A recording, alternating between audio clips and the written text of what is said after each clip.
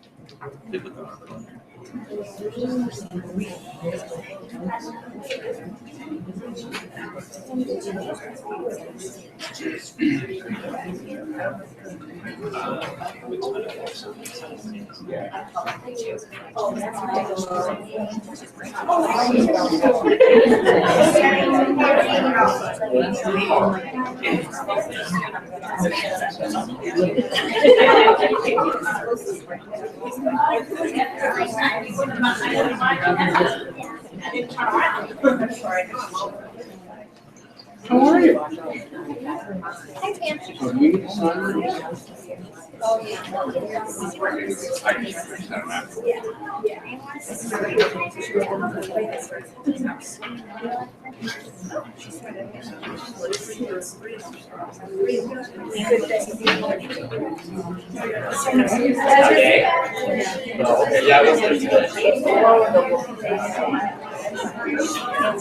They, I heard somebody say Grace was, I thought I should get some out of their class.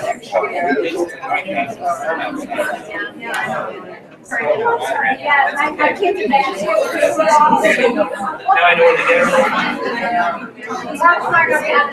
That's true. That's all right.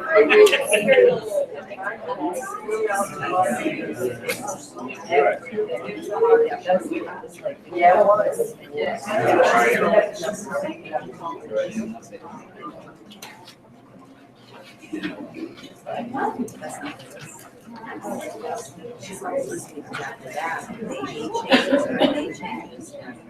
It was the second child. I felt like Jimmy had to start watching. I know.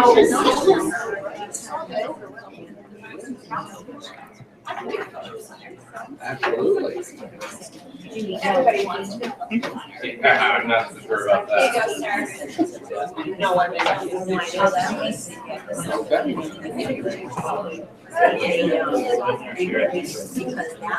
I'm sure my son.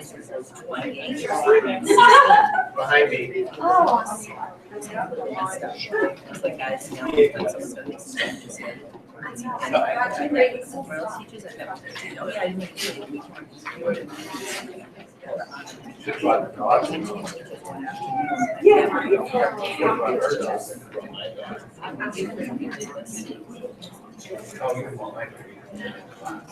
Yes, you know what I'm gonna do?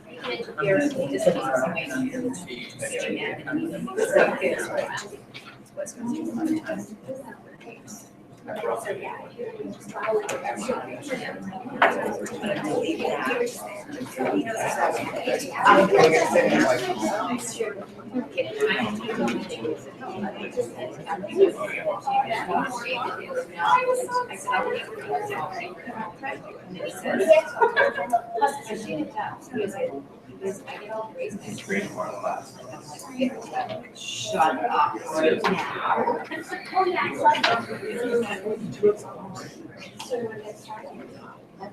Yeah, there was a fair amount of grace here in Florida. All right, we're gonna get started. We're starting at 7:05. We're gonna start with the pledge. I pledge Allegiance to the flag of the United States of America and to the republic for which it stands, one nation, under God, indivisible, with liberty and justice for all. Okay, we're going to start with the approval of the agenda. I think we have a small change. You, I just make a motion to adjust the agenda. I don't know if you have the wording. Do I need the wording? So that we can have an executive session at the end. That's fine, just adding that, and I believe I sent you a motion for executive session. You did. I will do that. So that's the adjustment. We'd like to add the executive session on at the very end. So that's your motion? Yeah. Do we need a second? Okay, any discussion? Okay, all those in favor? Aye. Okay, so it passes. Approval of open session minutes. Do we have a motion? Make a motion to approve the open session minutes of June 6, 2016. Second? Any discussion? Okay, hearing none. All those in favor? Aye. Okay, passes. At this point, we have community comments, if anybody wishes to speak up. Okay, moving right along. Subcommittee updates. The first one is Golden Apple, which I actually get to speak about, and I'm really excited. I love acknowledging the good, and since I sat on the school committee, there's been a lot of good, and a few of them come to mind. We just had Tara and Mary Lee acknowledged for their work at the Club Garden, Alice Gentili, Art Educator of the Year, Marianne Moran, Nipmuc, a commendation school, and this past year we've added the Golden Apple. So we're having our second recipient of the Golden Apple this evening. And I feel like we ask a lot of our teachers as well as our administrators and our parents at the end of the year. So we just had our school satisfaction survey, we sent that out, and at the same time we simultaneously sent out nominations for the Golden Apple Award. And once again, parents kind of delivered and received a number of different nominations. As we did the first time around, we had a wealth of nominations. So first I'd like to thank everybody for all the work, all the parents, the administrators, the students who have filled out their school satisfaction surveys and have gone above and beyond and nominated some of our outstanding university staff members. I would love to be able to award every single person. Joe and I had this conversation. I would just like to acknowledge the greatness in our district, but of course the Golden Apple seeks to award one person. And this year, or I should say this nomination period is no different. So many staff were nominated, and it was moving for the committee to read all of the different narratives that parents had written about different staff members. It's really nice just to hear the positives. This particular staff member who's going to receive the award tonight received many nominations, but the thing that's very impactful to me is there were so many individual stories of how staff members in this district have affected families' lives and students' lives, and I applaud that. Like I said, I wish we could acknowledge all of them, but tonight, the Golden Apple seeks to recognize one individual twice a year whose contributions set them apart. We ask the parents to write a pretty lengthy narrative about the ways in which this faculty member has changed their life, their student's life, impacted them positively. And this person who's receiving the award tonight was no different. There were so many great narratives about her work in the classroom. So before I present the award, I'm going to do it exactly like I did it last time. Instead of saying the person's name and putting the focus on them, I'd rather just read some of the narratives that parents had written about this person, so she can kind of hear the words, let them sink in, and kind of bask in the glory of it for a minute, although she probably won't bask knowing this person. So I had a lot of words to choose from because there were multiple nominations for this one. But I will read to you some of the individual quotes. I would say that this teacher has challenged students to always be critical thinkers and to require creativity, enthusiasm, and definitely determination. To think of changes that they could make and sustain to contribute to a positive classroom and a positive school culture. She has used meditation in her classroom, which my daughter also uses at home as well, to help her through stressful situations. Her lesson plans are always well organized and she communicates her plans to parents. She utilized a space astronaut theme that drew the kids in from day one. She was the commander and they were the astronauts in training. Students earned badges to show their progress. She reinforced the role of teacher as part of my son's village, and she guided me with suggestions on how to best support his ongoing learning at home. She inspired them to think about problems and how to solve them by creating a kid blog for debate on different topics that they needed to develop an opinion on, to write about and then support with facts. I see her share and teach her stress-reducing techniques every day with mindful meditation. She even offered it to other students through the school's enrichment program. She kept kids moving during the day to reduce fidgeting. She utilized brain gym to stimulate their brains and instilled a sense of independence and responsibility for behavior. She instills confidence in parents every day by communicating effectively and constantly throughout the year. She often will send an email just out of the blue to share a heartwarming story of my child, to tell me about how he successfully handled a situation that may have been challenging for him. And she also invites parents to help out in the classroom and to further learning in a fun way. Thanks to my child's teacher, my child wants to go to school every single day. She has a loving way of interacting with each of her students that would make any student look back years from today and remember her as one of their very best teachers. With our sincere expression, I want to thank Esther Walensky for the excellence that she brings to her job. It is with great joy and respect that we present our second Golden Apple Award to Esther Walensky, third grade teacher at Clough Memorial.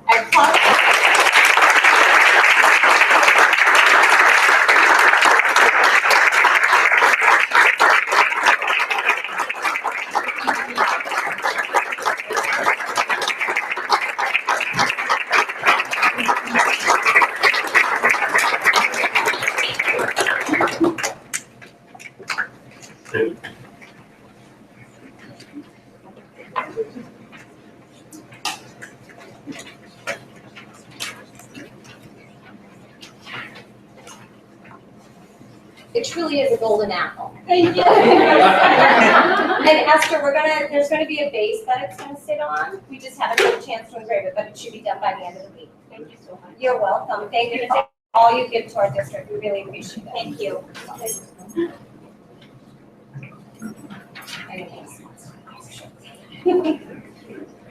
Yeah. Okay. So moving right along to policy subcommittee, the second reading and approval of updated policy KFR, school facility use regulations, and our new policy EFD, charge and collection of payment for school meals. So, are we bringing a formal motion at this point? Yeah, per our discussion at the last meeting, the changes in KFR are actually good news. It's actually a decrease in fees for the various facilities, kind of change the structure, kind of simplifying it, but essentially the net is it makes us more competitive and more commensurate with neighboring districts as far as what we're charging. And then the brand new policy EFD, as we discussed last meeting, is a fairly comprehensive policy now that we have the point of sale system for what type of procedures we take in place if someone is in the rears $50 or more on their lunch charges. So a formal motion and then a vote for approval. Okay, so we need a formal motion.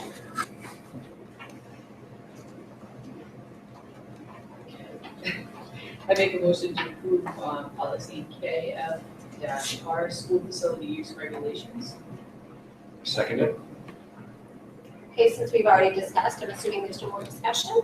Okay, all those in favor? Aye. So it passes. And now a motion for a policy EFD. Make a motion to accept policy EFD, charge and collection of payment for school meals. Any discussion? Okay, all those in favor? Aye. That one passes as well. Okay, so moving right along to superintendent comments. Okay, thank you. Our first thing that I'd like to report out is a campaign that recently has started through the State Department of Health and Human Services and also Governor Baker's Opiate Addiction Working Group. And it's a campaign that was brought to the attention at the last meeting of the Upton Opioid Task Force. And it's this campaign that I've put up on the smart board. It's known as State Without Stigma. And it really kind of speaks to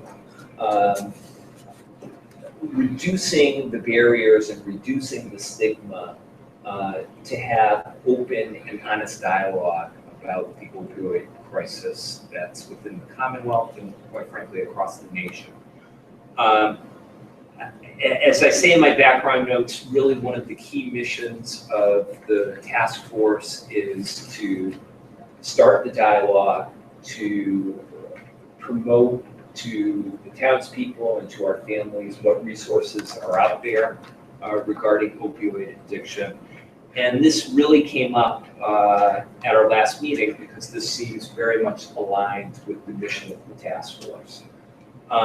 So a member of the task force, and I'm sad to say a recently retired teacher because she is a 6th grade ELA teacher extraordinaire, Betsy Sadler, who's also a member of the task force, was so good enough to come tonight to kind of talk a little bit about this campaign. So if you'd mind just kind of maybe even coming forward to the chair, Betsy.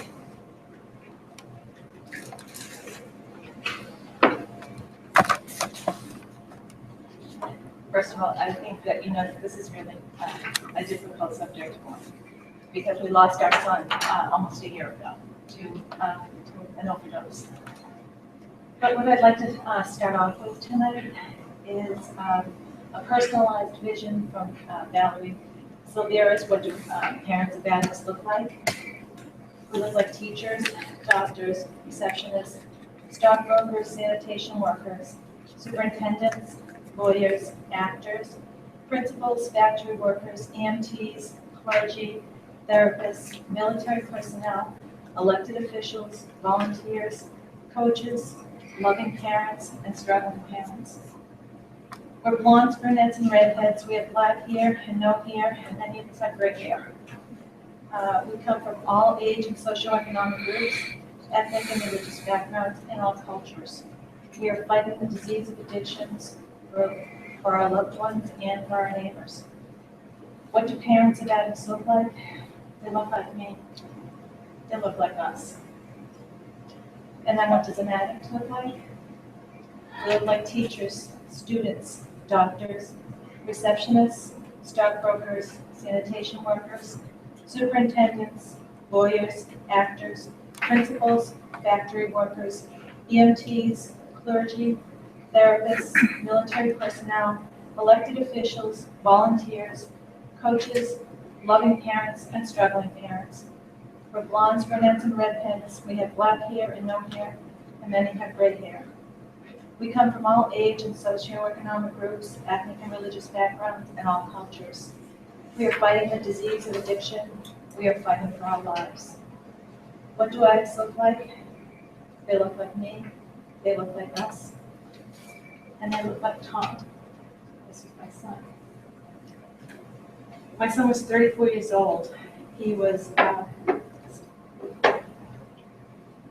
that child that was a super student, great athlete, went to Mendon-Upton schools, participated in all the sports, graduated from Holy Name High School with honors, highest honors, National Honor Society, class treasurer, could speak in front of a room and just hold the attention of everyone.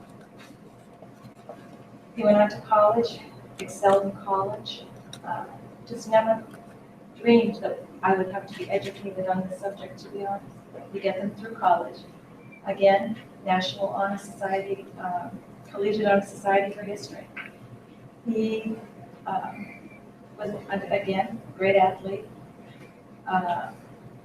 He was one semester away from his master's degree. He had just been accepted into the CACS program. He was 27 years old when an injury, a surgery, he was prescribed OxyContin, and then blood infection, and then, the prescription drugs. I know that you see it every night on television, and I know that, we are trying to become a state without stigma.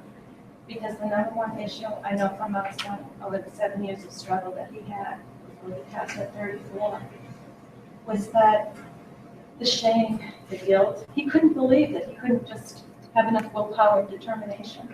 We couldn't either. I mean, we just thought, at that time that, well, you just have to make a decision, you have to make a choice. And we now know that it's not about that. And that's really what Governor Baker and this Stay Without Stigma campaign is all about. It's to take away that shame and guilt so that people will find recovery, will seek recovery earlier. We know that opiates are very, very different than, other types of addiction because the chemical changes in the brain are just incredible. The majority of people that become addicted to opiates are not, young people making the choice. They're prescribed pills. They're prescribed, different types of opiates, the Percocets, the Vicodins, things we've all experienced. So with that, our family has, as this year anniversary on July 7th is coming up, we are really looking at, education. And I think that education has been a big part of my life, obviously, as a teacher. It was a big part of Tom's life. He loved learning. And so the Stay Without Stigma, it takes 10 seconds. If you can go on the website and just educate yourself about prescription drugs. As parents, I wish I had made so many different choices growing up. Tom, as I said, was a great athlete, but he had many injuries. And if I could tell you the different surgeries and the different types of breaks and things, always with painkillers. And, I don't know if it had anything to do with it, but as we look back, we should try to put things together. As parents, it's really important to make the decisions for kids.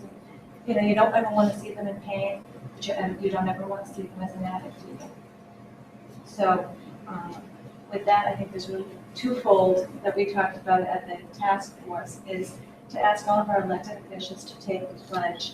And as Joe has up there, if you go on, you'll come to this movement, and this is the form. You only need to put in your first name and the community that you're from. I would love nothing better than to see everyone from Mendon-Upton, take that pledge, to become educated, and so that no other family has to, be demolished as our family was. And it's also, just like Betsy says, a real simple form online, just first name. 10 seconds. Yeah. 10 seconds. They also have many, other sources on that same website. There's a wonderful pamphlet for people, for parents, and it's just really getting out the word to find the resources. We never ever dreamed as a family that we would ever experience this. And taking away that shame and stigma that we felt, that we when we were first confronted when we understood that he was, addicted to the OxyContin. We had to educate ourselves, and there really wasn't anything out there. It has certainly changed in the last year, especially in the last couple of years. I wish my son had lived long enough to see it, because I think it would have really helped him feel better about himself as he went through the recovery processes in and out of the rehabs. He was very active in the recovery community. So if you would, just take that time to become educated, it's so important, and it's not just, our high school kids. The number one age group that we were losing young people are the ages of 25 to 34. And thank you for the time. Thank you very much. It's hard, but I just feel like I'm doing it for Tom as well as for other families. Thank you, Betsy.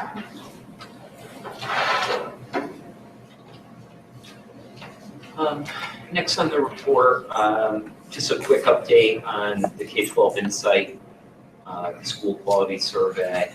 I put in the background notes what, how many respondents that we had. We had, if you were to sum all of our stakeholders, we're talking about over 2,000 respondents, 810 parents, 231 staff members, 745 middle schoolers, and 462 high school students. So right now, we do have the aggregate raw results, and also disaggregated by school. I anticipate probably by the conclusion of this week having an analysis report sent to me by K12 Insight. And the game plan would be to do a public reporting probably at the August 22nd school meeting. Okay. Just as a background to something that I think everybody needs to be cognizant, and this has been all over the news in the last week. Our FY17 budget is still very much in flux. Last week came the wonderful news that the state for FY16 is probably anywhere in the ballpark of around 350, 370 million below benchmark as far as the tax revenues that they're taking in. So as a result, they are adjusting the FY17 projected tax revenues anywhere between about $500 to $750 million. So that is pretty significant, and it's a little frustrating to say, okay, we've been through a budget process now, working on about 6 months, and why are they using these optimistic projections? So I forwarded to you an email that I got late last week from Representative Moravian, and you know, he doesn't mince words. He says, look, everything's on the table as far as negotiation. So I think we would be very well served to contact our 2 reps and our 2 state senators, and share with them that you know, it's imperative that the commitment to the increases in Chapter 70, a la the Foundation Budget Review Commission, and the modest increase in regional transportation reimbursement be kept intact. Obviously, they've got to make some difficult decisions to close conceivably a $700 million gap, but pre-K through 12 public education should remain a priority. As I said, I think probably at the absolute earliest, the budget might be resolved by mid-July, but we shall see. Any questions on that? Okay, on a much brighter note, as you know, this year, and I want to say it's been at least a couple years in the making. We've put together a FLES pilot, and then this really came from a lot of our hardworking staff and parents from our Spanish Immersion Advisory Committee. So Katie Cardamone, who's the chair, is here with other members of the FLES subcommittee to talk about how the pilot went and some of the data that you've got back from parents of our students. So I'll turn it over to you, Katie. I'll turn it over. Good evening, everybody. Thank you for giving us some time to present the FLES program. My name is Patty Lavoy. I'm a parent member of the Spanish Immersion Advisory Board. I just get to do the introduction, they have to do a whole presentation. For those of you that don't know, FLES is an acronym for Foreign Language in the Elementary School. The goal of the FLES program is to provide foreign language learning to all students beginning at the earliest grade levels. Over the past few years, our committee has conducted parent and faculty surveys to kind of gauge an interest and support for the FLES program. We researched FLES programs in other districts and completed a site visit to Chickering Elementary School in Dover, where we observed their program and spoke with their administrators about how their program works.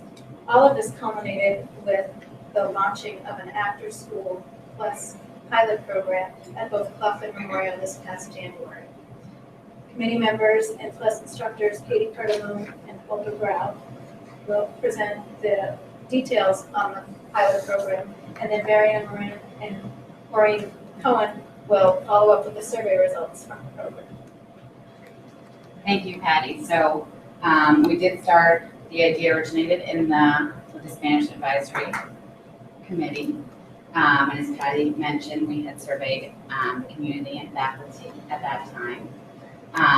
And in your packets, you have more information on this, so I'll go quickly through those results that were a few years ago. There was support from faculty and staff for the FLES program. The top languages were Spanish, then Mandarin, and French from parents and staff. There was talk about it during the day, or after before school, and a lot of people supported during the day program. We felt we needed more information about FLES programs, the motivation for the programs, and how to run a really good program. So we talked about, as Patty mentioned, we looked at other districts with FLES programs. We learned a lot from them. We were really inspired by the visit to Dover, and we evaluated our motivations and challenges. While we were researching other districts, we were kind of inspired by Millis, and there the Spanish immersion teachers had started, created, and implemented their FLES program. And we saw in Arlington, Massachusetts, they had an after-school FLES program. So we thought that that would be a great way to get it started and really get feedback on curriculum and the interest of people in our community. So after we proposed the pilot, Senora Grau and I got the program started. The committee sent out a kind of letter of information to families K-4 in both towns. And we had a number of families reply to those surveys, so we used those numbers to kind of set up our logistics for running the after-school program. So I'm Memorial, Senora Grau and I taught the after-school program. At Clough, we had 3 teachers. We had Senora Vasquez, we had Senora Velasco, and Senora Mojica, which really allowed us to get a good program started. The number of students who registered, our first session we did, Senora Olga's going to talk more about this, but based on, our first session was the 3rd and 4th graders, and we had good numbers for that. And then after that session, our numbers increased for our second session.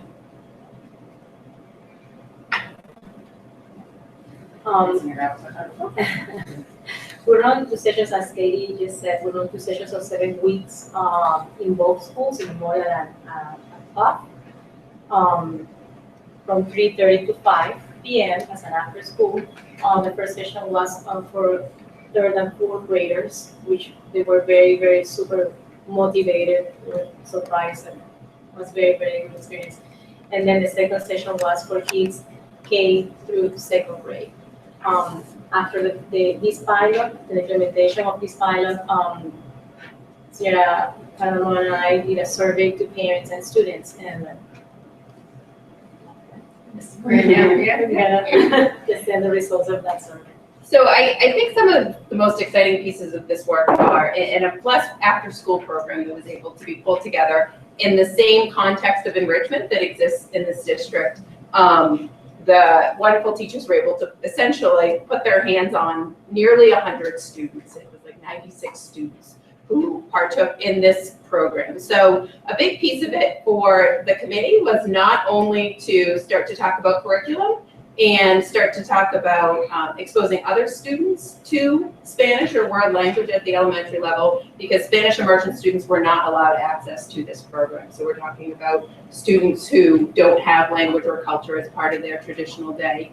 And the data that we got back was a huge piece of it, because in order to evaluate what is happening, we need some data. So 46 parents of students who attended the FLES program, understanding that there was probably some siblings along the way, responded to the survey.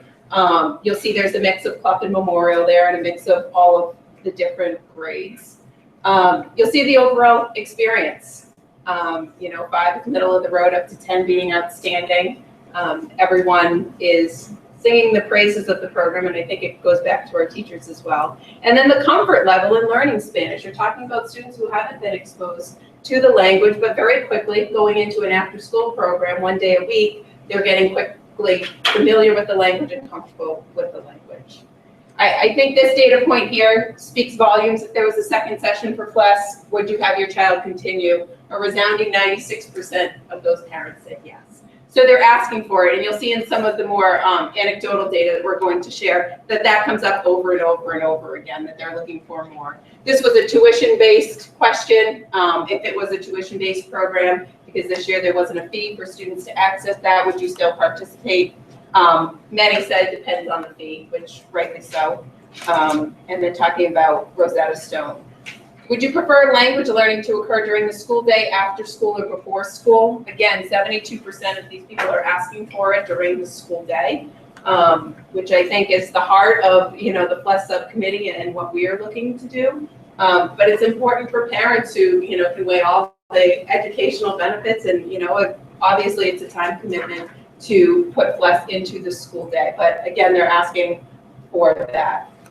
So we asked parents, again, just to comment on what they felt were some of the greatest benefits of the program. You'll see, I bolded some words throughout, and I didn't read through this. This is the data that's there. So positive, negative, you'll see it's obviously overwhelmingly positive. But again, there's nothing that I necessarily left out of this. So obviously exposure to the language and culture, excited to learn, wished it was longer. Again, excitement for learning, interest in learning Spanish.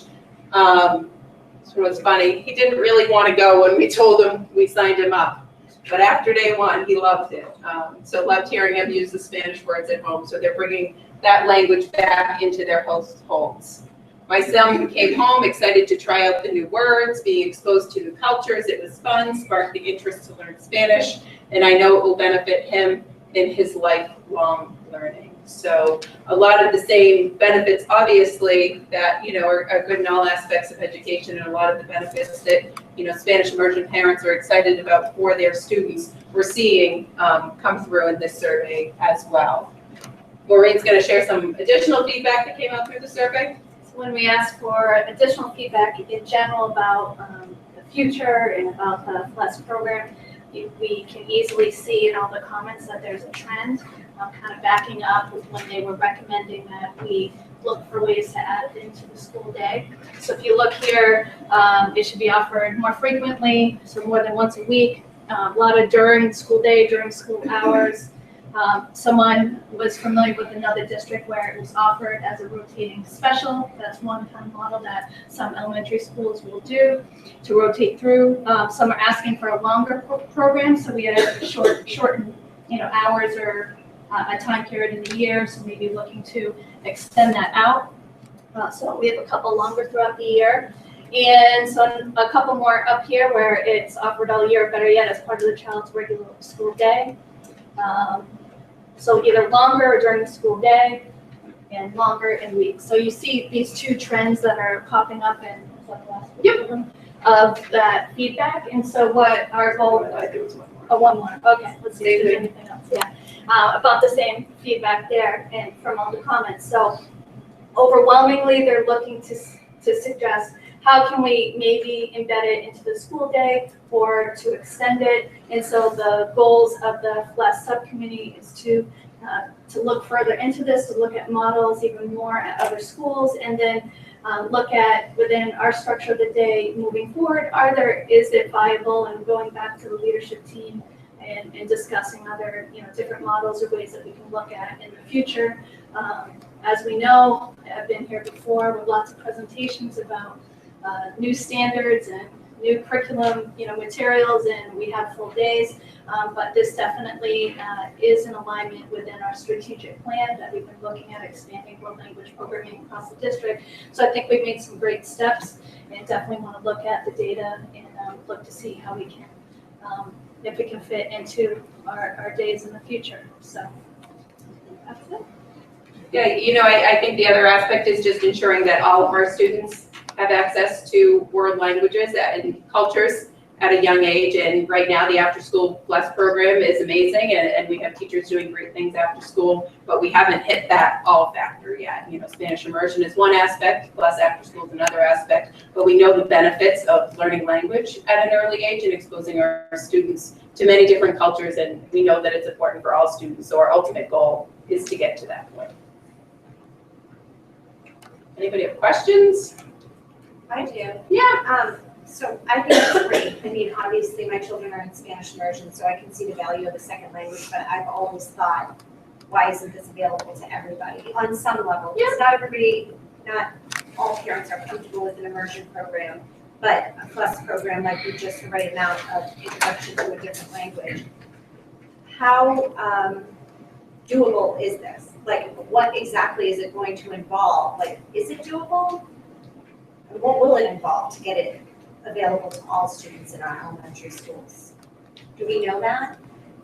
I mean, that's a tough question. Yeah, It's a really big question. question. I understand that. And I understand you might not have an answer because there are a lot of specifics. Yeah. But I'm just wondering, we've done all this work, and it's a ton of work to get to this point with all this data.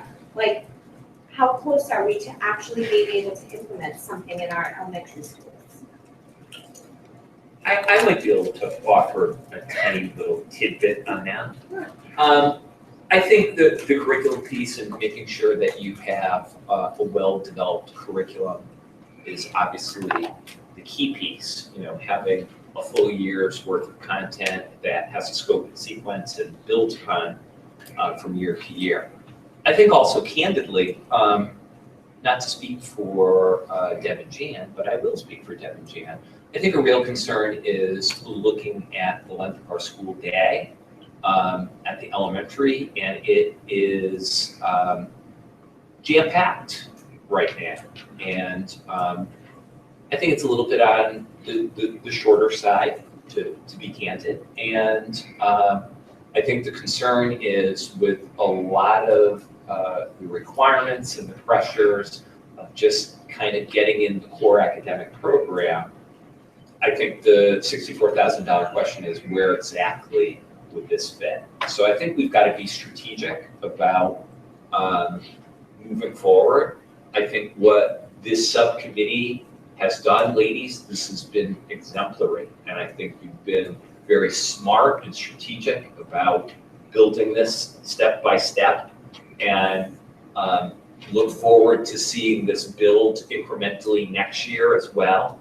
But I think this is a conversation for the school committee along with the leadership team to kind of talk about those structural pieces, the time of the school day and how specials fit in and so on, to ultimately to get to our goal of where it would be a FLES embedded within the school day. That's my little tidbit. So do we actually understand if we were to implement this program, what the impact of the school day would be, or? I think with our present curriculum structure, Phil, you would be looking at having to take something out from the existing day at Clough. In order to fit plus in. Correct. Yeah, the other piece is I think there's so many different models. So for FLES, I don't think that you could go to two schools and find the same type of programming. I mean, ideally, it's intended that some of the content is taught in the Spanish language. So it's not in addition to, it's in replace of, just like Spanish immersion in the sense of, our Spanish immersion students don't go to school for twice as long. Obviously, there's an impact for those students who aren't in Spanish all day and have the, the content, the vocabulary, all of those pieces. So there is an expansion there. But again, FLES models look so different in every district because every district is unique and what those things look like. I think the piece for our subcommittee is, number one, building excitement around foreign language in elementary schools, which is there. Number two, committing to and continuing the programming that exists, the after-school model at this point in time, and then continue to explore what's out there, and what would be viable and what is doable. Because there isn't a model, I think, that we could find to go out and say, we want to just insert this, because I don't think it's a magical fix. Right, and as the superintendent said, we really want to have a solid curriculum because less can be one of the first things that are cut. As we've seen in other districts, it can be the first thing to go if it's not done well. So as a subcommittee, we want to make sure that we really, have a good grasp of a good curriculum and a good model. So what is the plan what's the plan for this coming year and what are the next steps? So the Spanish Immersion Committee made the recommendation for the leadership team to continue to look at the data and, explore programming at that level. And then as far as the FLES subcommittee to continue with that after-school programming next year. And I don't know if Katie's more in charge of the programming of it, but what aspects of, how many sessions, what sessions, which grades are in what, who's teaching it, there's a lot of variables there. But the plan is to shore that up and continue that model for next year. So are we also going to look at over the first half of next year, essentially, if we were to take this full-time or integrate it into the full-day program, how we would do that, what that curriculum would look like, how that shape would look, what the time impacts would be, what the associated, faculty and sort of would be. Absolutely. Okay. I mean, it's great work you've done. Let me be very clear. I mean, That's a ton of work. it's great progress. I know a lot of people have been asking about it and asking for it. I think it's important to kind of take it to the next step, to figure out how do you make it more of a reality and a more integrated part. I think your point around actually integrating it into the curriculum and not just making it its own standalone piece actually makes it a more, value added, I'll call it, approach.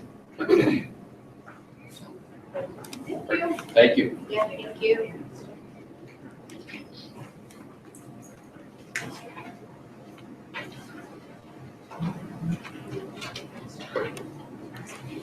Okay, moving right along to new business, the approval of the Mercy Technology Plan. Okay. Speaking of moving right along.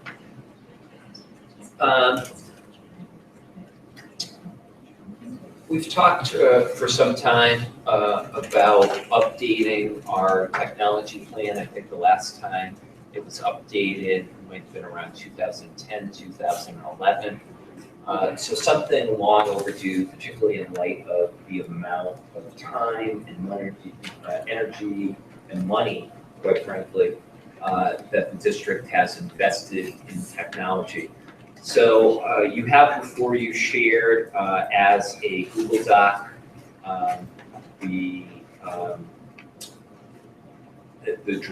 final draft of a new 5-year technology plan.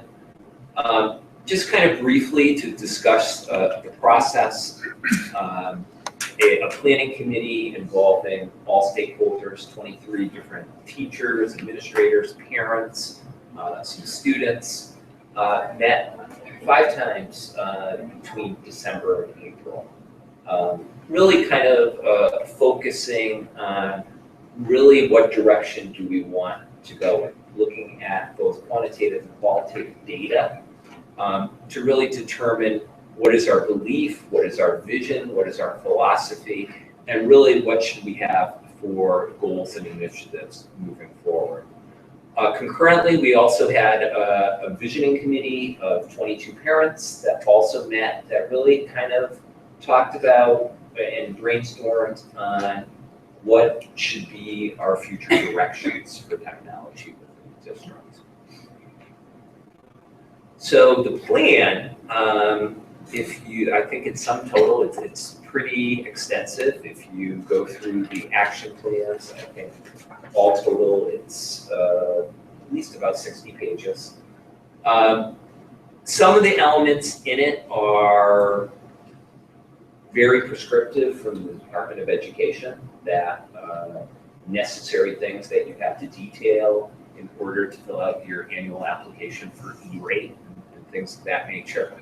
But I think the key piece is looking at things like the vision, things like philosophy statements, But probably the most important thing is what are our goals, what are our initiatives, and what are our specific action plans to get there.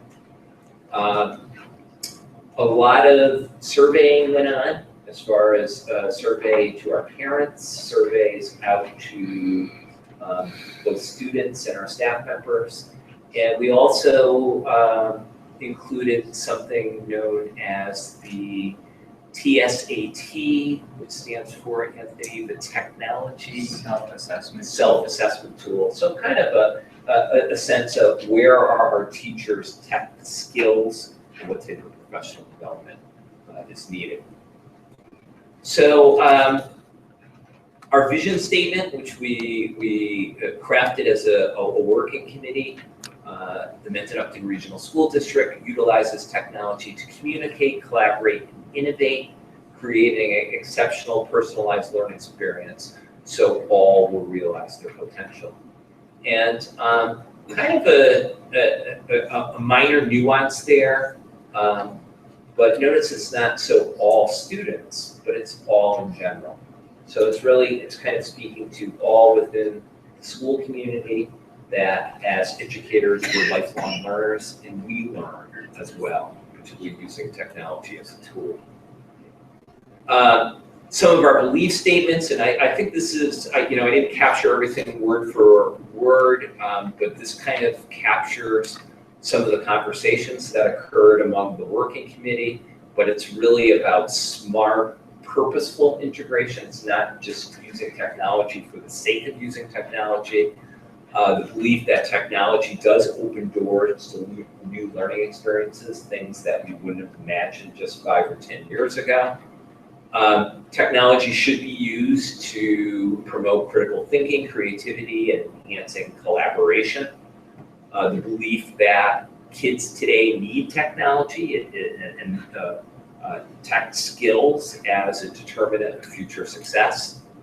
That we should have a very clear progression within the curriculum, pre-K through 12, of what type of tech skills that we want at every grade level. Kind of the two-way street that we have these expectations, but there needs to be an implied promise that the district will provide necessary support to the staff, necessary PD, and the necessary network infrastructure. Key belief is around equal opportunity and equal access for all students, that this can't be about the haves and the have-nots. That students are held to high standards, and one of our primary goals is around digital citizenship. So about safe and ethical use that came up time and again. And then the whole issue of balance, that yes, technology is important, but not everything that we do is all about technology. That it still has to be about meaningful project-based learning, about that kinesthetic aspect of learning. That came up time and again. So really keeping it simple, but again, the big picture, I would define our 4 overarching goals as really the outcomes. What do we want to see?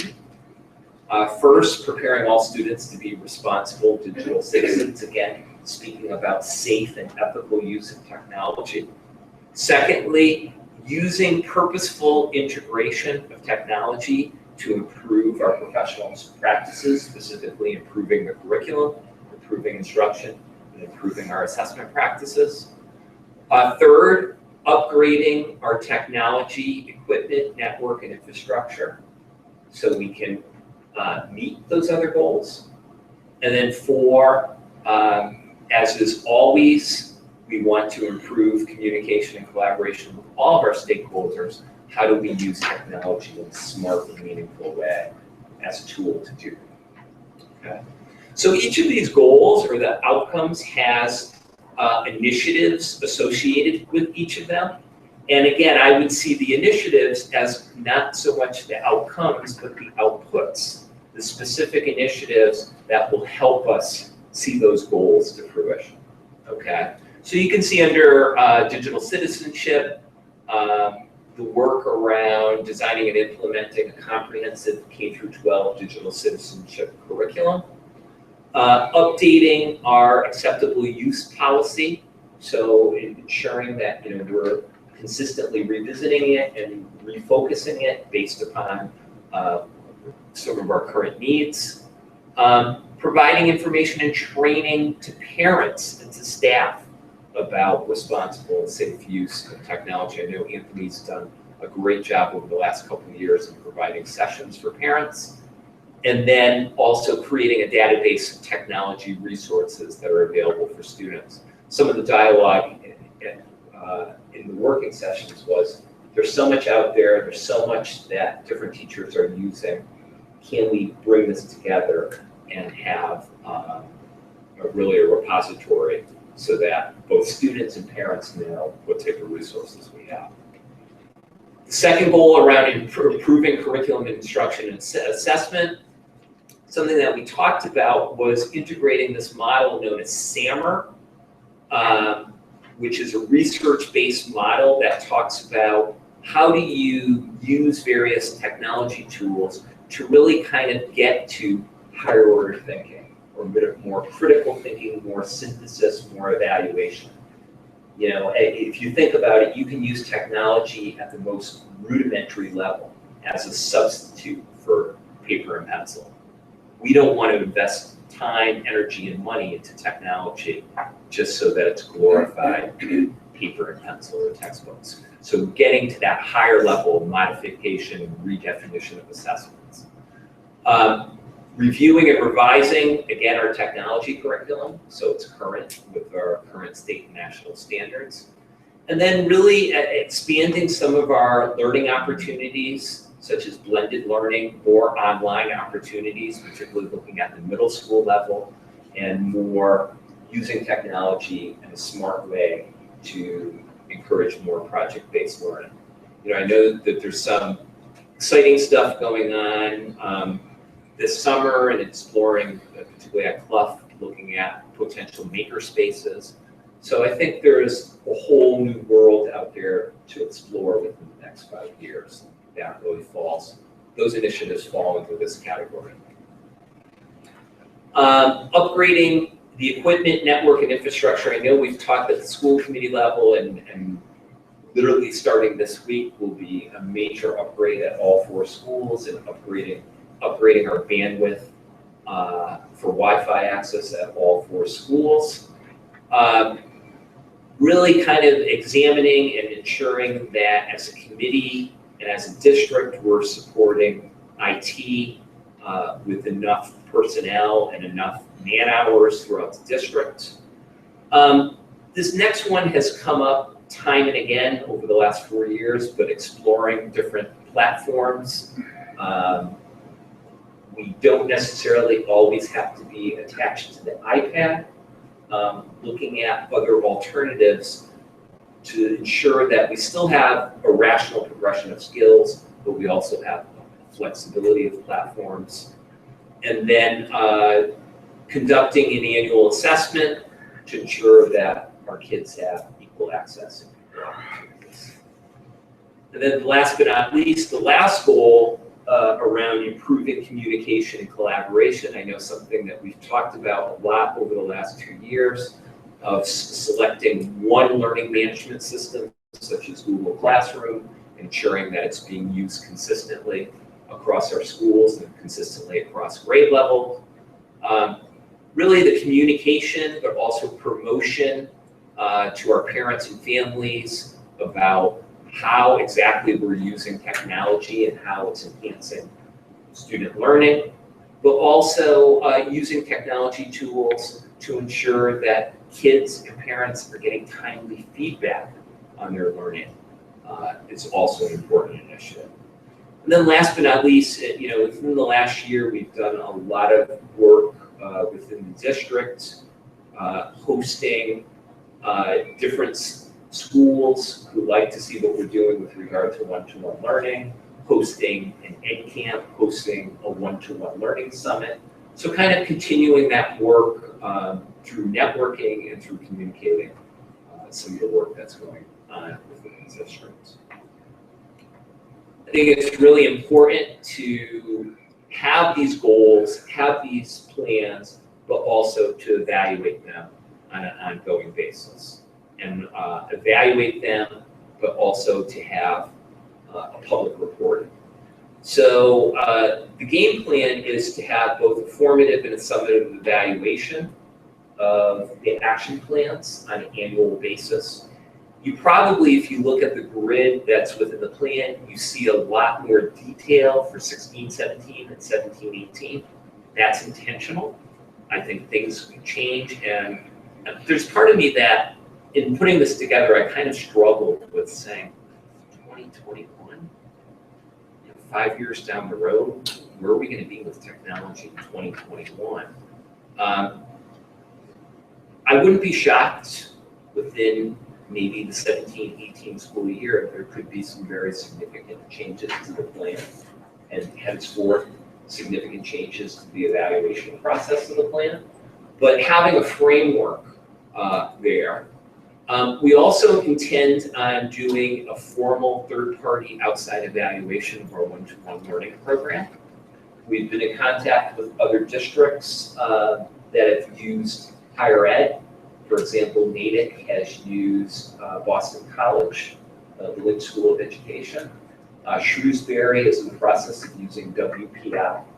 So we're looking to have that third party come in and work with all of our stakeholders to get feedbacks of how can we modify the program.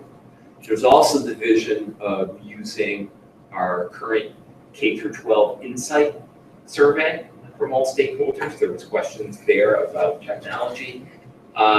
We will also use as the aforementioned TSAT survey to see how we're doing with regard to PD and our parents and our teachers' knowledge base. But there's also a pretty comprehensive tool through ISTE, which is a national technology and education organization, known as the Lead and Transform Diagnostic Tool and Technology Self-Assessment, which kind of talks about, okay, what are the essential conditions that you need to have in place for technology initiatives to be successful within a school and within a district. And it's kind of a very nice rubric or checklist that kind of measures how well a given school or how well a given district is. It's our intent to use that tool in the evaluation process as well. I think there's, and to boot, there's also a qualitative and a quantitative set of data looking at exemplars of student work, but also looking at some of our school-wide rubrics, particularly here at the high school, around the work that they've done around 21st century learning skills, looking at some of our student results in that. So those pieces we intend to roll into, as I said, a formal formative and summative evaluation with an annual reporting out, probably either in a June or an August meeting on an annual basis. Okay. So that's an awful lot in a very, very short period of time. I'd like to thank all of the folks that worked very hard on this plan. I know virtually our entire leadership team. I know Diane, you had a role. Brock, you had a role as a parent representative. We had a lot of teachers as well. It's a lot of work, but I think it maps out a vision of where we want to move as a district. So I'd be happy to take any questions about the plan itself. So I have one question. Yes. I just have a couple questions. So this was a lot of great work. I think it creates a real base for people to understand where we're going with technology. I think the one question I have really speaks to the term you have on the front there, which is really around collaboration. Mm-hmm. And where are we really focused on enhancing greater collaboration amongst our students and educators within the environment of the district, but also over a distance? I mean, the power of technology allows us to reach out and touch other places other locations. It allows us, I mean, I see it in different parts where it speaks to it in terms of, online learning opportunities and things like that. But where do we enhance the broader participation, I'll call it, in the global community? And where are we going with that? And is that an area that we want to explore in or actually reach out in terms of, whether it's time together with other regional schools in Massachusetts, in New England, in the US, world? I'm just asking the question about collaboration as a whole, because it really, technology and the network and the infrastructure really breaks down these walls. So I just didn't know if that was something that was thought deeply about. Well, I think initially, and maybe Mary Ann can speak to this, where's John Clements when you really need him? I think the tagline, communicate, collaborate, and innovate, believe it or not, and please correct me if I'm wrong, it really came from our kids in the sense that through the whole NEAS process, in developing the list of 21st century skills, and then thinking about the role that technology would play in it, those were the three ideas that students really kind of came back to, correct? Students and faculty members. Yeah. So we started to align, what we believed as a school to be at the heart of what we're doing. And then we looked at technology and said, how does technology fit into that? What's it going to enable us to do? So that's the piece where it, came together for us. And I think probably you ask a real big picture question, and I think you ask a very thoughtful question. So I'm going to wing this answer, okay? I would say probably what we've been doing a lot of is collaborate with a little c, and I think the question you're asking me is kind of collaborate with a big C. I think the focus has probably been getting our students underneath our roofs to collaborate with each other and to think about collaborating with each other online, not necessarily within the school buildings and so on. I think we do need to probably think a little bit more deeply, a little bit more thoughtfully about collaboration with a big C, about different connections beyond just Mendon-Upton and just beyond our own students. Do I think we do some of that? Yes, I do. I think about examples where, say, Spanish immersion classrooms are connecting. The Mandarin teacher connecting with China all year long with a classroom that she has developed a relationship with. So there's bits and pieces. So all those over bits the and place. pieces, but to kind of thoughtfully and deliberately embed it in various curricula, I think that's work that lies ahead.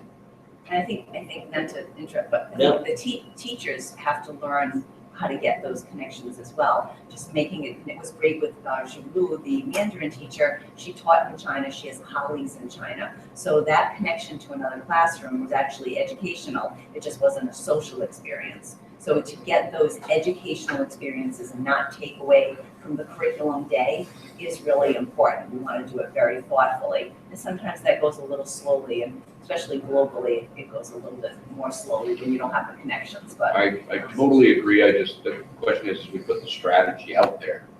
How do we focus in that area to go from that little C to the big C? And, making that a focal point around what we're doing. Because I think I think there's a lot of great innovation around these areas happening in pockets. And as you start to take these learnings and put them together and build upon them, how do we expand them?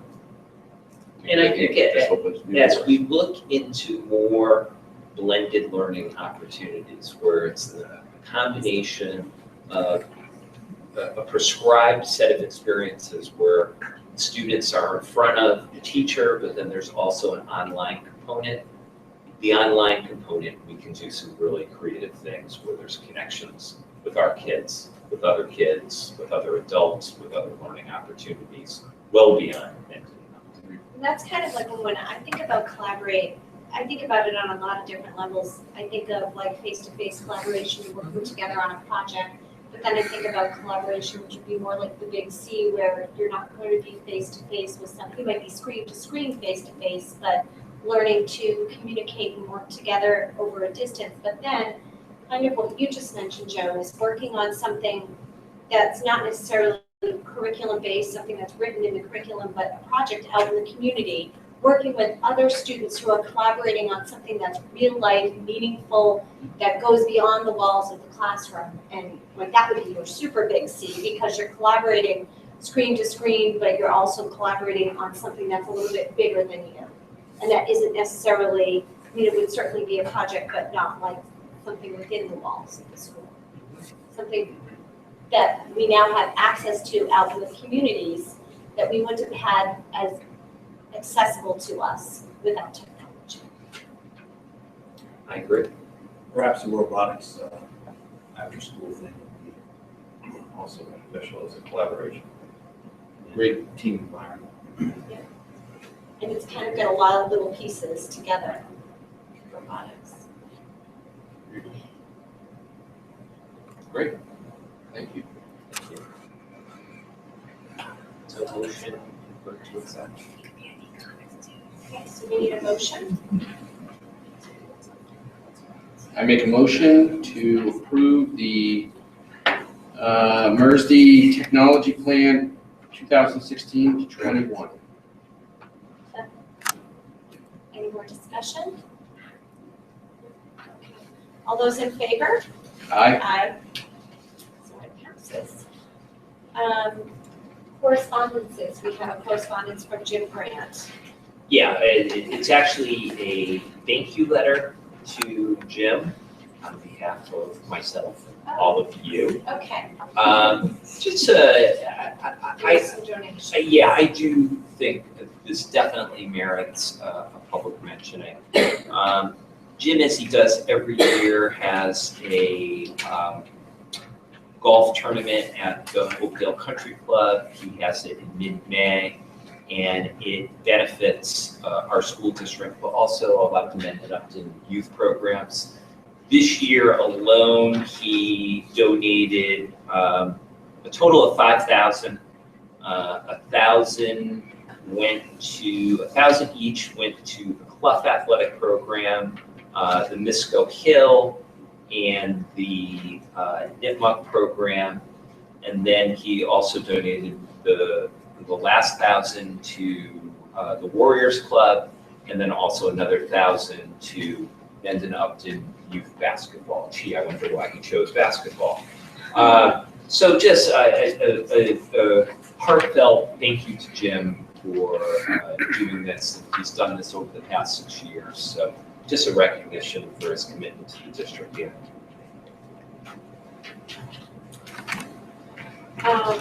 So our future agenda items included MERSD on English language learners, the ELL programming on August 8th, FY16 closeout August 8th, and then also you guys mentioned earlier that we'll do a K12 recap later on in August too. So without any further ado, we need a motion to adjourn. To executive session, so there's some language, right? So I make a motion to adjourn to executive session and go into executive session and not return to open session for Mass General Law, Chapter 30A, 21, Section 21A, under exemption number 2 to discuss strategy and preparation for a successor contract for the superintendent of schools. Need a roll call. We need a second. Okay, any discussion? Okay, we do a roll call. What's that? Immersion. Full Sutter, aye. Diane Duncan, aye. Lee Martin, aye. It passes at 8:14. We are adjourning to executive session. Thank you, everybody. Here we go.